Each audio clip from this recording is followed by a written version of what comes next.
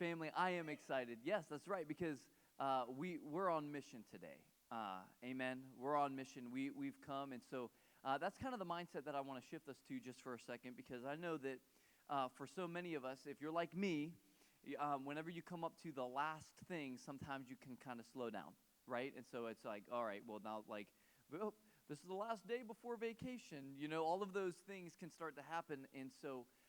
But remember, when it comes to relationships, like even though yes, we're not here, you really don't take a break from relationship. You know what I'm saying? Like I don't take a vacation from my wife. No. Why? Because I love my wife, right? And so I take a vacation from work, from the actual work, but from people, well, maybe it's those that you just can't stand that are at work. That might be okay. So I'm going to go down a rabbit trail. I should stop. But you feel what I'm saying, right? Like people are the most precious thing. And so we're on mission today, and I want to encourage you, don't coast, because when you coast, you will only coast downhill. You never coast uphill. It takes a little bit of work when you're building relationships and establishing relationships. And remember, Move Ups was only 3 weeks ago. And so I'm sure all of us have been in a free market small group. We've all done something like that inside our church, and you've experienced what it's like when you first start a group, you yourself as a participant. You don't really know anybody.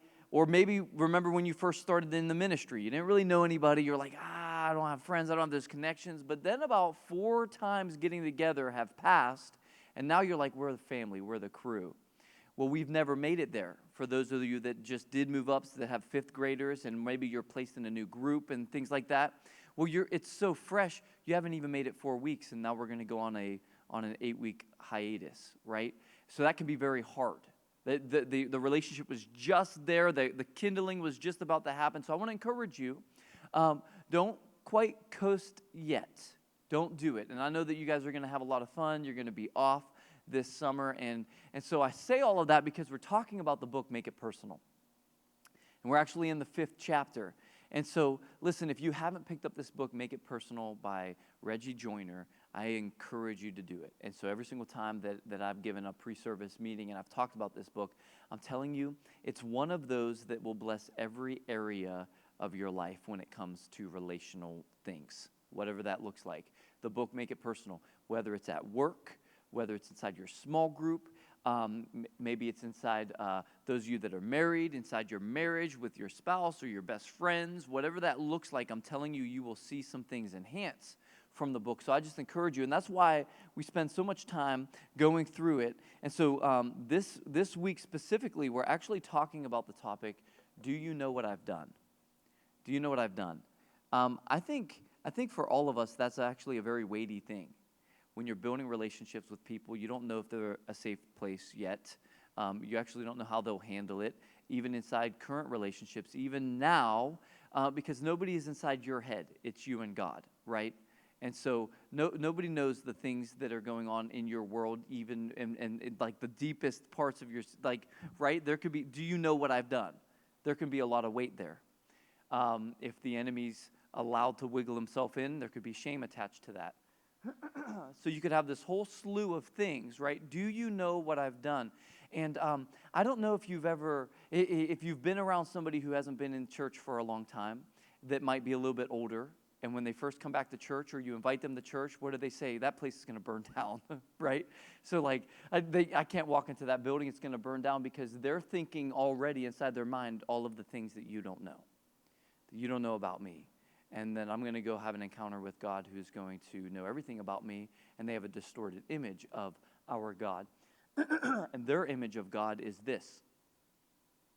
Instead of the image that's like, okay, prodigal son, right? I'm so glad that you're home. Come here. We might have to deal with some of these things, but come here. I'm so glad that you're here. And so it's a very different image of our loving God. And so do you know what I've done? So as we're here, and it's like the last week before we take 8 weeks off, and then our insight leaders are going to be running the show, basically, right? So your kids are in good hands, and they're going to be doing all of the games and all the activities. Do you know what I've done? And that weight that's sitting there, even with the students that might not know that you actually are a safe place, that you actually do love them, that you actually are praying for them, that you're patient, that you are an ear that can listen. You're a mouthpiece that can give godly advice. You're someone that can come alongside and help clean up the pieces to a big mess, right? And they're just sitting there, and they've got this weight. You don't know what I've done, and I'm terrified if I tell mom and dad, but maybe I could tell you. And by telling you, boy, what an amazing thing that could be. You walking alongside them, helping them navigate this thing, being mixed in with the family unit, walking through whatever this big weight is for a student, and that feeling of shame and this, that, and the other. And so, do you know what I've done? Do you know what I've done? And so I think that that's a very real thing when it comes to relationships. So I want to encourage you with that.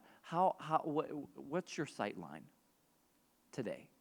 Where are you looking? And maybe that wasn't even on your radar, that some people are coming in today and they've got some things that they're just unsure about. And I don't know that I could tell you. But if I do, how are you going to meet me? Right? Do you know what I've done? And it's so fun because I think the next chapter right after this is then, do you know what I can do? And we won't get to talk about that, unfortunately. Why? Because I'll miss you guys for 8 weeks. So I'll miss you, but we won't get to talk about that. But that is also a very important chapter. And so I really encourage you guys to grab the book, snag the book, read it. It is short, it's sweet, and it's powerful. And so think about that. Put yourself in their shoes, what it's like, what it's been like for you in seasons when you've had something that was so heavy. And man, that's just weighing on you, and somebody met you there the right way. I'm sure you've had it modeled the wrong way, right? But you also have the chance to model it the right way and to come alongside somebody and love on them and to actually make it personal, because when you do things like that, you will enhance the relationship far greater